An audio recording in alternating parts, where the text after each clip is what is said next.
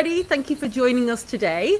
My name is Tori Robinson, by the way, and I'm the podcast host and CEO of Epilepsy Sparks. But today I'm here to introduce to you some marvelous people from the mainland continent of Europe, and who are going to share with us their information about their medtech company and how they're working with SUDEP and how to actually predict and potentially prevent SUDEP.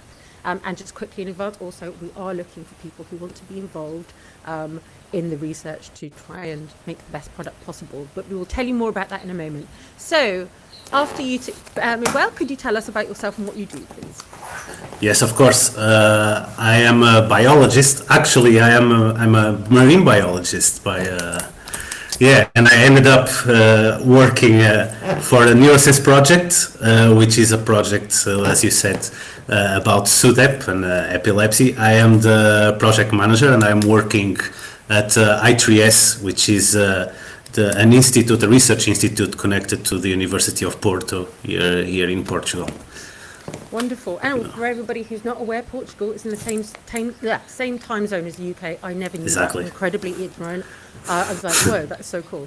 Anyway, and I always mispronounce his name. I'm so sorry. Joao, could you tell us about yourself, please?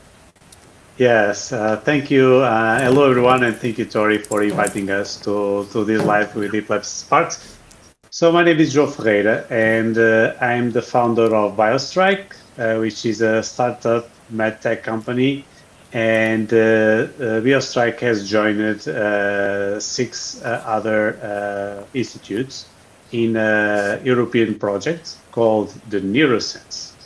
So, and today I'm here also to talk about this exciting opportunity for persons with epilepsy who can contribute directly to this groundbreaking research initiative. But before going there, the NEUROSENSE Project is a groundbreaking initiative under the Horizon Europe Pathfinder Open program, focusing on the prediction and prevention of SUDEP, or stands for sudden unexpected death in epilepsy. So here we are, and we are a team of a consortium of leading R&D centers, hospitals, and SME across Europe, and the project aims to develop the first SUDEP predictive biomarker and a companion medical device. Cool. So, and this is funded by which body is it? This is the European Innovation Council from the European Commission, yeah. Okay, cool. And how long is the project going on for?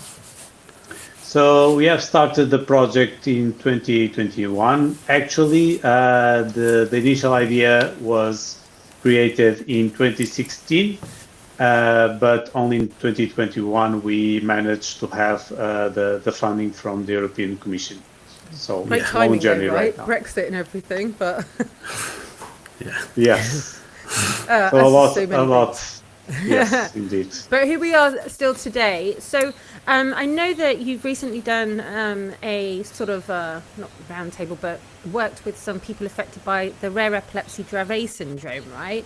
And now we're looking for people affected by the, which is like people with epilepsy and also mums, dads, carers, etc., who just want to be involved in helping to develop this device. Could you give us just a little bit of insight into what happened with the former group of people affected by Dravet and how that was useful? Yeah. Do you want to go first, Miguel? Sure, I can go. So we met the Dravet Foundation, the Spanish Dravet Foundation at Burgos 2 weeks ago, I think. Yeah, more or less 2 weeks ago.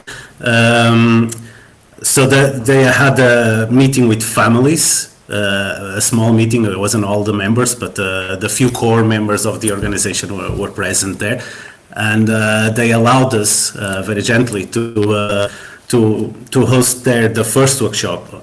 Actually the second workshop already, the second NEUROSENSE workshop that was centered in the development of the design of the medical device that we are trying to develop in the NEUROSENSE project, that hopefully eventually will be able to prevent and predict SUDEP.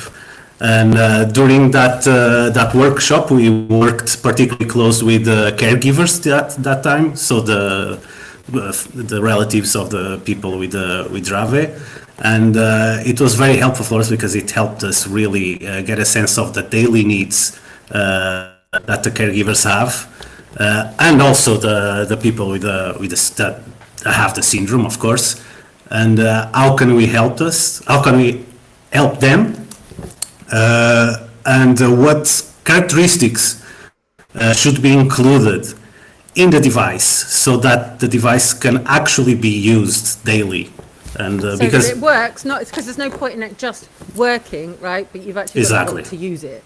So, Exactly. Yes, actually, we leverage. So this, as Miguel said, this is already our second workshop. So the first workshop was held last year, and actually we gather key characteristics that we should encompass in our medical device model. So acceptability, comfort, these were the key characteristics highlighted by persons with epilepsy within this workshop. And for everyone that is seeing this live, you can look at Epilepsy Open. These results are publicly available. Oh yeah, new paper that came out, right? Yes, that paper came out in the beginning of this year. And in that paper, we describe what are exactly the key characteristics that persons with epilepsy would want to be reflected in a device aimed at predicting and preventing sudden death. So the very interesting work that we are leveraging from.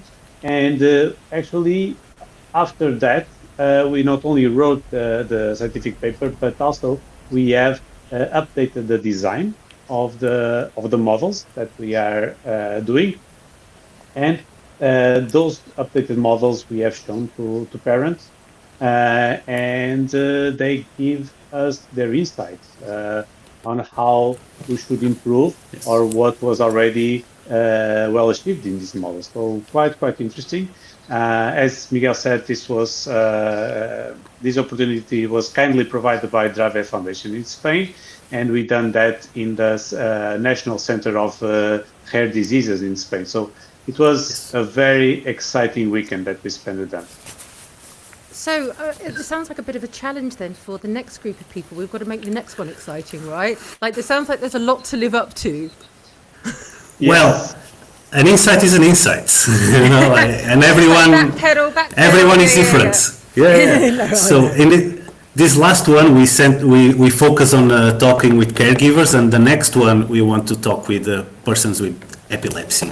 But not ruling out caregivers as well, right? Because I think they will see things that, say, I as a person with epilepsy, I might not be aware of something, like, but my partner or something might be. So yes, right? It is important because in the end, either caregivers and persons with epilepsy will be users of this device. So this device is aimed at be used by both caregivers and persons with epilepsy, and it is very important to have all these insights from the concept. If we have done also a literature review on the involvement of users in the medical device development in epilepsy, actually, and this paper is also publicly available for everyone that wants to read it. And actually, I'll put a link below for everyone if you want to check it out. Yeah. So thank you, Tori. So it is important to highlight that involving users since the very beginning of the project of a medical device, meaning the concept stages, it's not very usual. It's actually very rare. So actually, when persons with epilepsy, caregivers get a solution, this is already in the market, and they were not actually involved in this development process. So which is just silly, because we are the customers, right? Or we are your clients. Like, it just doesn't make sense that other organizations in medtech or pharma or whatever don't involve, people and families early on. So, like, I do sound like I'm, like, praising you and stuff, but you are unusual in involving people early on. And yes. Everyone else watch this. Like, this is a good example of how it should be done, I think. Yes, and we hope to set the standards also for the medical device development in epilepsy. And we hope that others can follow this example. And because the persons with epilepsy will have the opportunity to directly influence the design of this first predictive and preventive medical device prototype. So it's not just about providing feedback, it's about more of co-creation and co-creating a solution that actually can save lives. So this is what matters most for us. And it's also an opportunity to learn more about SUDEP, to share your perspective, and also to be part of a global effort to tackle the leading cause of epilepsy-related death. So it is very important, and actually you can make real impact in research. So as I said, comfort, usability, and also adaptability, these are key concepts and characteristics. But now we want to materialize this, and for this, we need you to shape our future models. Yes, well put. Exactly. Yes. So if you're listening to this and you're affected by epilepsy directly or indirectly, well, please feel free to contact myself or us through Epilepsy Sparks, or even reach out to all of us if you've got any questions, I think. Would you say, chaps? Absolutely. Yeah. Available. Yeah. Yeah, well, you'll probably tell everyone, like, it's not like, obviously this is a professional sort of environment, but we're a friendly bunch. We can have a giggle and stuff, and I think that's really important. So, yeah, feel free to approach us at any time.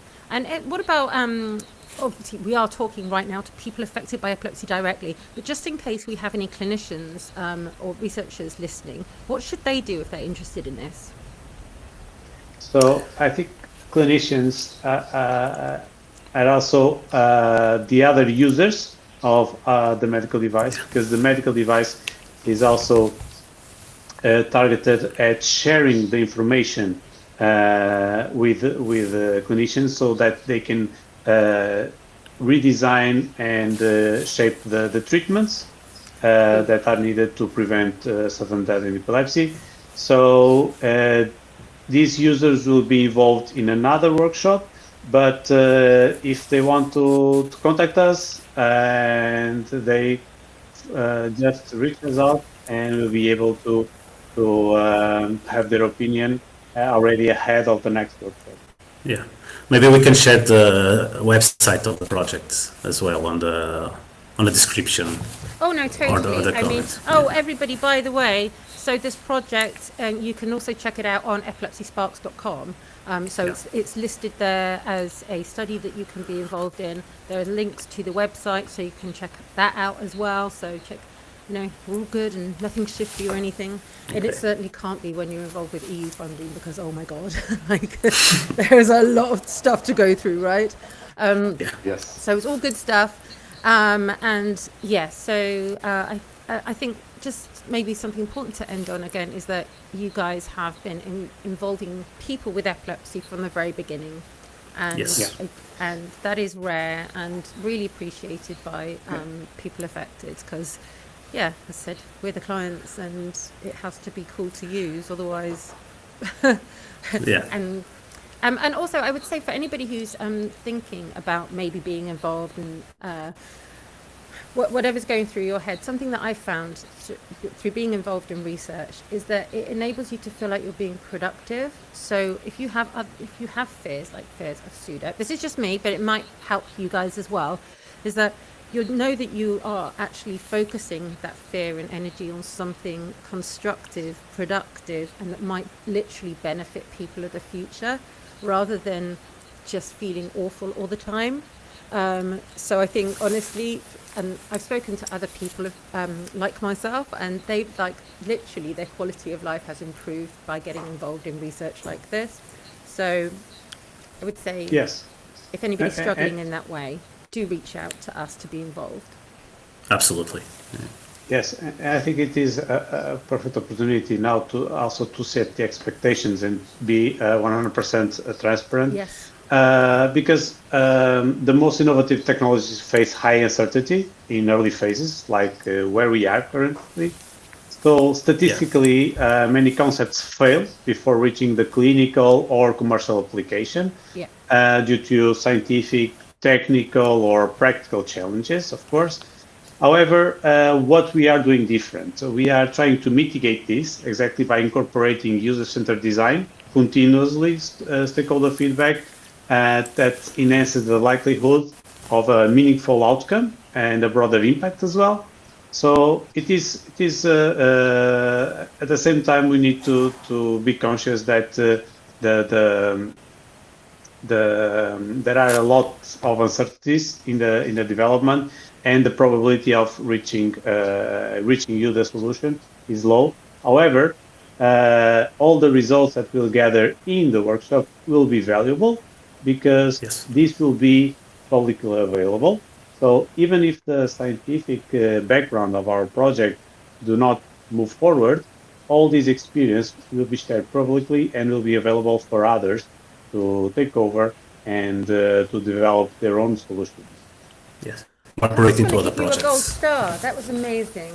Because I wish everyone would say that. It's so important to manage expectations, but also reassure people that whatever happens, this isn't for nothing because the data is available. Exactly. Yes. That's so important. Thank you. Sorry, were you going to say something else, Miguel? No, not really. I was just going to say that,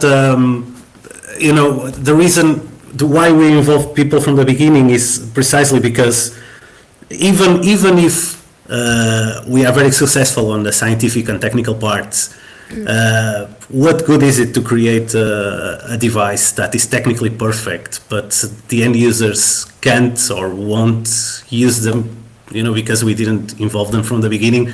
It's just a waste. So, like Joao said, the probability is always low that scientifically or technically we're going to achieve at least soon our goals. But it's never a waste. It's never a waste to take part in this because, as he said, everything is going to be public. The data is going to be made public, and even if we cannot achieve our goals, maybe somebody else will and can use our data for that. That's it. See that? That's the openness we need. That's the openness we need. Love it. Okay, well, any questions, just message either one of us and we'll get back to you. And, when is the cut-off date that we need people by for this group? So probably the cut-off date, let me see. So it is the 8th of December, the cut-off for applying to this workshop. And then our workshop is going to be planned according to everyone's agenda. Okay, cool. All right, well, but if you can come back to me by the 19th of November, that would be great as well. That would be perfect. It would be perfect, right?